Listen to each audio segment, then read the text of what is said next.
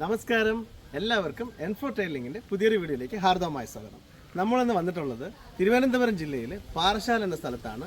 ഒരു പ്രത്യേകതയുണ്ട്, മറ്റൊന്നുമല്ല, കോഴി വളർത്തലിലൂടെ വളരെ മികച്ച രീതിയിൽ ചുരുങ്ങിയ സ്ഥലത്ത് നല്ലൊരു രീതിയിലുള്ള ഒരു ബിസിനസ് നടത്തുന്ന ഒരു സ്ഥാപനമുണ്ട്.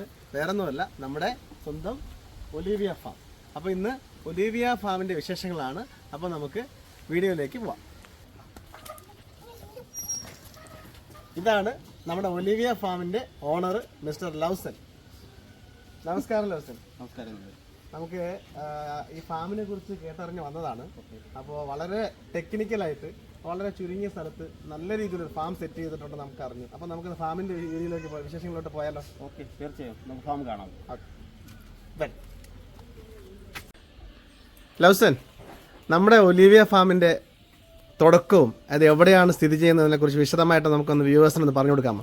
തീർച്ചയായും. നമ്മുടെ ഫാം സ്ഥിതി ചെയ്യുന്നത് തിരുവനന്തപുരം ജില്ലയിലാണ്. തിരുവനന്തപുരം ജില്ലയിലെ നെയ്യാറ്റിൻകരയിലെ പരിശുക്കിൽ എന്ന സ്ഥലത്താണ് സ്ഥിതി ചെയ്യുന്നത്.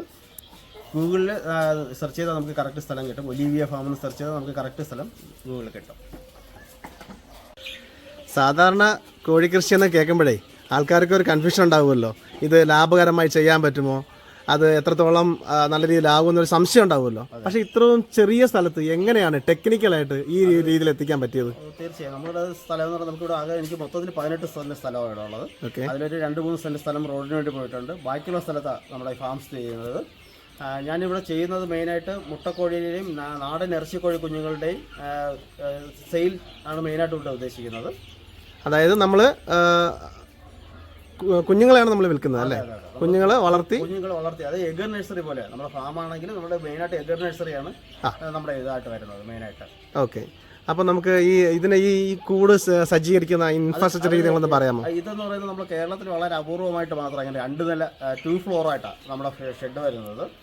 നമ്മുടെ ഇവിടുത്തെ ഷെഡ് എന്ന് പറയുന്നത് മൊത്തം ജി എ തറ മാത്രമാണ് കോൺക്രീറ്റ് ഇങ്ങനെ സാധനങ്ങൾ വരുന്നത്. ബാക്കി ഫുള്ള് ജി എ മെറ്റീരിയൽ വരുന്നത്. അതും 2 നിലയായിട്ടാണ്. നമുക്ക് മേളത്തെ നിലയിലും ഇപ്പോൾ എല്ലാവർക്കും സംശയം ഉണ്ടാവും, മേളത്തെ നില നമുക്ക് കയറാൻ പറ്റുമെന്നൊക്കെ. നമുക്ക് കയറാം, എത്ര വെയിറ്റ് വേണമെങ്കിലും മേളിൽ കയറ്റാം. ഞാനിപ്പോൾ ചെയ്തിരിക്കുന്ന മേളത്തെ നിലയിൽ 5000 ഓരോ ഏരിയയിലും 5000 കിലോ വരെ മാക്സിമം കയറ്റാൻ പറ്റുന്ന രീതിയിലാണ് ചെയ്തിരിക്കുന്നത്. പക്ഷേ 5000-ന് മേളിൽ ഞാൻ കയറ്റിയിട്ടുണ്ട്, ഒരു കുഴപ്പവും പറ്റിയിട്ടില്ല. നമുക്കൊന്ന് കയറി നോക്കിയാൽ എന്തായാലും? തീർച്ചയായും നമുക്ക് മേളത്തെ നിലയിലേക്ക് കയറാം. ആയിക്കോട്ടെ. നമ്മുടെ ഷെഡിൻ്റെ 2 സൈഡിലും സ്റ്റെപ്പ് വരുന്നുണ്ട്. ഷെഡിൻ്റെ 2 എൻഡിലും സ്റ്റെപ്പ് വരുന്ന രീതിയിലാണ് നമ്മളിവിടെ ചെയ്തിരിക്കുന്നത്. ഓക്കെ, നമുക്ക് ഇവിടുത്തെ ഡോർ തുറന്ന് ജസ്റ്റ് ഇങ്ങനെ അകത്ത് കയറാം. ഓക്കെ, ഇവിടെ അകത്ത് കയറുമ്പോൾ നമ്മളിവിടെ ഇങ്ങോട്ട് ജസ്റ്റ് ഇങ്ങനെ കാണിച്ചാൽ മതി. നമ്മുടെ എന്ന് പറഞ്ഞാൽ പല ഇതായിട്ട് ആറായിട്ടാണ് നമ്മുടെ ഇവിടുത്തെ ഷെഡുകളെല്ലാം വരുന്നത്. ഓക്കെ, ഇതിൽ ആദ്യത്തെ പറയുന്നത് ഒരു വെറൈറ്റിയാണ്. നമ്മുടെ സിൽവർ ഫെസന്റ് എന്ന് പറഞ്ഞൊരു ബ്രീഡാണ് ഇതിനകത്ത് നടക്കുന്നത്. ഫെസന്റ് ഐറ്റത്തിൽ, അതായത് മയിൽ വർഗ്ഗത്തിൽ ടൈപ്പ് വരുന്ന ഒരു സിൽവർ ഫെസന്റ് എന്ന് പറഞ്ഞൊരു ഇനമാണ്. അപ്പോൾ നമുക്ക് സാധാരണ കോഴികളല്ല, നമുക്ക് ഫാൻസി കോഴികൾ ഇവിടെ അവൈലബിൾ ആണ്. ഇത് എൻ്റെ ഒരു ഇഷ്ടത്തിന് വേണ്ടി ഞാൻ വാങ്ങിച്ചു വിട്ടിരിക്കുന്നത്, സെയിലിനല്ല. എൻ്റെ ഒരു ആഗ്രഹം, പിന്നെ എൻ്റെ അച്ഛൻ്റെ ഏറ്റവും വലിയൊരു ആഗ്രഹമായിരുന്നു ഇതിനെ വളർത്തണം എന്നുള്ളത്. അങ്ങനെ ഞാൻ ഇവിടെ വാങ്ങിച്ചു വിട്ടു എന്നുള്ളത്. എല്ലാവർക്കും ഇത് വളർത്താൻ പറ്റുന്നതാണോ? തീർച്ചയായും തീർച്ചയായും. പ്രൈസും എല്ലാം നമുക്ക് അഫോർഡബിൾ ആയിട്ടാണ് അല്ലേ? അപ്പോൾ ഓ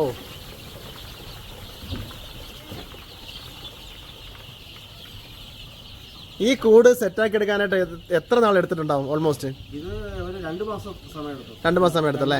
ഞാൻ ഈ കൊറോണ സമയമാണ് മെയിനായിട്ട്, കൊറോണ തുടങ്ങിയ സമയമാണ് ഞാൻ ഷെഡ് ചെയ്തത്. അതെ, ഇത് ഒരു 3-3.5 വർഷം കഴിഞ്ഞു. അതെ, നമുക്ക് ഒരാൾക്ക് ഇതിപ്പോൾ സെറ്റ് ചെയ്യണമെങ്കിൽ ഒരു അപ്രോക്സിമേറ്റ് എത്രത്തോളം ഇതിന്റെ എക്സ്പെൻസ് വന്നിട്ടുണ്ട്, എങ്ങനെയായിരിക്കും കാര്യങ്ങളെന്ന് പറഞ്ഞു കൊടുക്കാം? ആ സമയത്ത് അപ്പോഴും മെറ്റീരിയൽ കോസ്റ്റ് ഒക്കെ കൂടുതലായിരുന്നു. നോർമലി 67-70 രൂപയായിരുന്നു ഈ മെറ്റീരിയലിന്റെ കോസ്റ്റ്.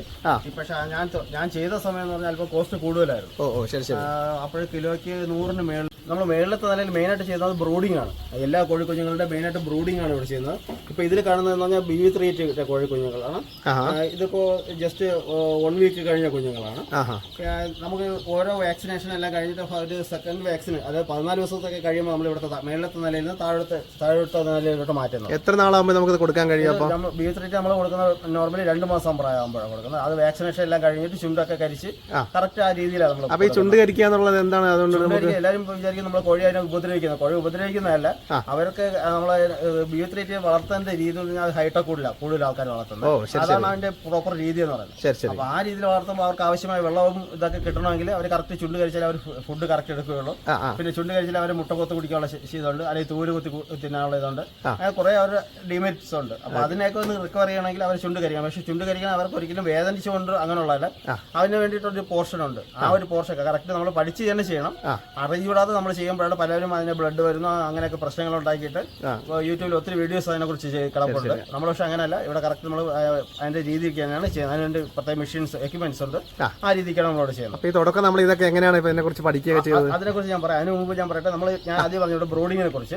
ഇപ്പൊ ഇവിടെ ചെയ്യുന്നത് അടുത്ത് കിടക്കുന്ന ഇതിൽ കിടക്കുന്ന കൈരളി ബ്രീഡാണ്. ഇതെന്ന് കൊല്ലം വെള്ളുന്തറ ഹെച്ചറിൽ ഒറിജിനൽ ബ്രീഡ് കൈരളി കുഞ്ഞുങ്ങളാണ്. ഞാനിവിടെ ചെയ്യുന്ന മെയിനായിട്ട് ഡേ ഓൾഡ് കുഞ്ഞുങ്ങളെല്ലാം പുറത്തുനിന്ന് എടുക്കുന്നതാണ്. ഇത് കൈരളി ബ്രീഡ് എടുക്കുന്ന കൊല്ലം വെള്ളുന്തറ ഹെച്ചറിലെ കുഞ്ഞുങ്ങളാണ്.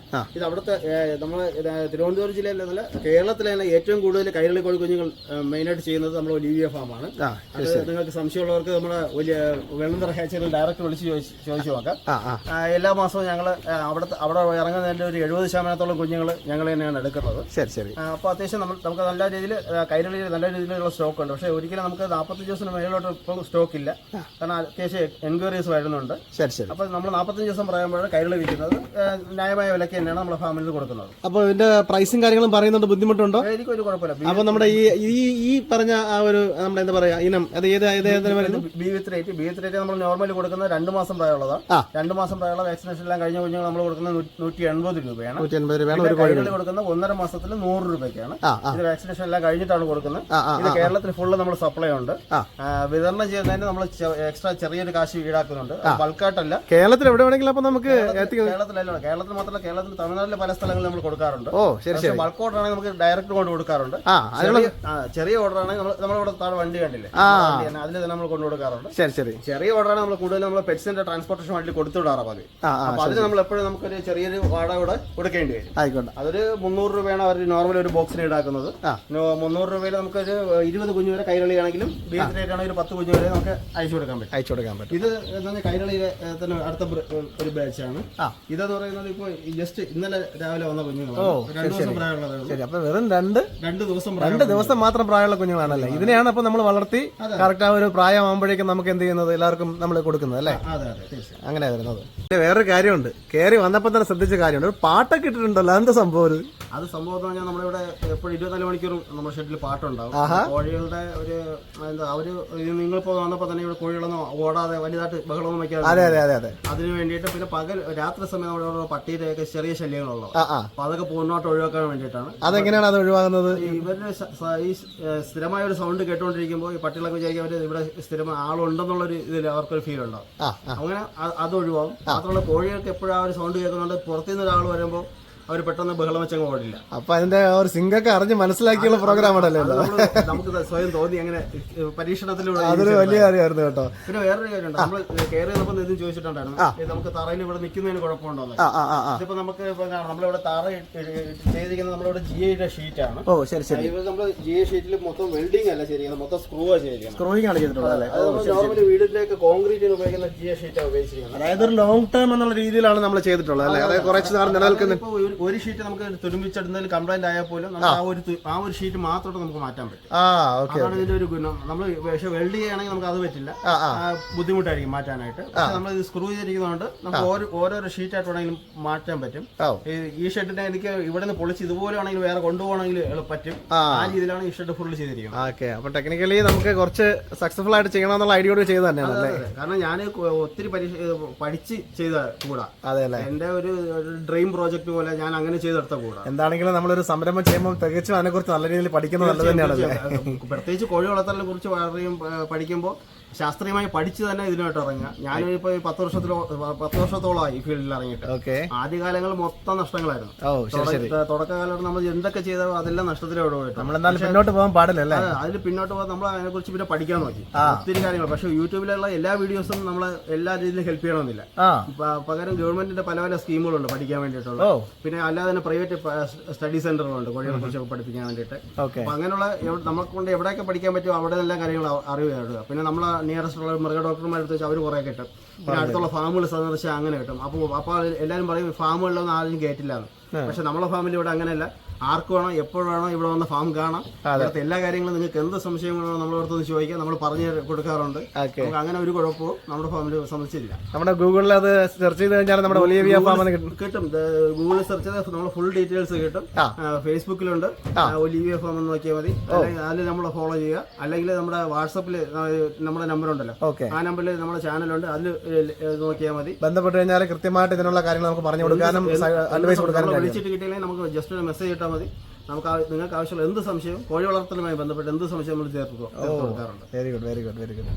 അപ്പോൾ നമ്മൾ ഈ കുഞ്ഞു കോഴികളെ കാണുന്നല്ലോ, അപ്പോൾ ഇതിന് നമ്മൾ എങ്ങനെയാണ് ഇതിന്റെ ഫീഡ് അറേഞ്ച് ചെയ്യുന്നത്? ഇത് ഇപ്പൊ നമ്മൾ ഇതിൽ ചെയ്തിരിക്കുന്നത് ഇവരുടെ തീറ്റക്രമം പല രീതിയിലാണ് കോഴികളെ. അപ്പൊ അത് എല്ലാവരും കറക്റ്റ് രീതിയിൽ പറയില്ല.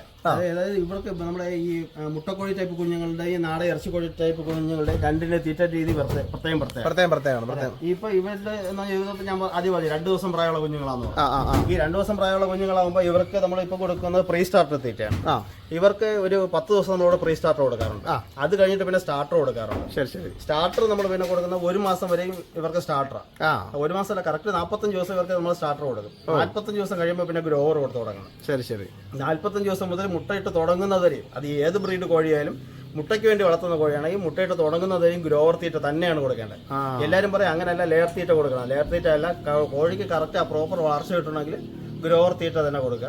പിന്നെ അത് നമ്മൾ ബ്രാൻഡ് സാധനങ്ങൾ പറയാം. അത് നമ്മൾ കൈത്തീറ്റ ആണെങ്കിൽ മാക്സിമം നെയ്യ് വയ്ക്കുന്ന ടൈപ്പ് തീറ്റ മാക്സിമം കൊഴുക. അതായത് നമ്മുടെ വീട്ടിലുള്ള ചോറ് മറ്റു കൊടുക്കാനേ പാടില്ല. അതൊക്കെ കൊടുക്കാം, ഒരു മിനിമം ഇതിൽ കൊടുക്കാം. മിനിമത്തിൽ കൊടുക്കാം, മാക്സിമത്തിൽ ഒരിക്കലും കൊടുക്കാൻ പാടില്ല അല്ലേ? ഓക്കെ, അത് നല്ല കാര്യമാണ് കേട്ടോ. താഴെ എത്തിയിട്ടുണ്ട്. അപ്പോൾ ഇവിടെ കാണുന്ന ഏതെല്ലാം കോഴിയാണ്, അത് എങ്ങനെ കാര്യങ്ങളെ കുറിച്ച് ഒന്ന് പറയാം. ഇത് BV3 അതിനകത്തില്ല. നമ്മൾ മേളിലത്തെ വലിയ കുഞ്ഞുങ്ങളെ കണ്ടല്ലോ, ഇതെന്ന് പറയുന്നത് ചെറിയ കുഞ്ഞുങ്ങളെ കണ്ടു. ഇതിപ്പോ അതിന്റെ അടുത്ത സൈസാണ്. ഇതിപ്പോ നമ്മളിപ്പോൾ ഉള്ളത് 1.5 മാസം അടുപ്പിച്ചായ കുഞ്ഞുങ്ങളാണ്. നമ്മൾ ജനുവരി മാസത്തിൽ വിതരണം ചെയ്യുന്ന കുഞ്ഞുങ്ങളാണ്. ഒരു 600 കുഞ്ഞുങ്ങളോളം ഇതിലുണ്ട്. ഇത് 600 ഈ ബേസിലുള്ള. ഇതിപ്പോ നമ്മൾ 2 മാസം ആകുമ്പോഴേ ഒരു സെയിൽ ചെയ്യുന്നത്. BV3 ആണ്. പിന്നെ തൊട്ടടുത്ത കൂടെ എന്ന് പറയുന്നത് ഇത് കൈരളിയുടെ ബ്രീഡാണ്. ഇത് അടുത്തടുത്ത 2 കൂടെ എന്ന് പറഞ്ഞാൽ കൈരളി.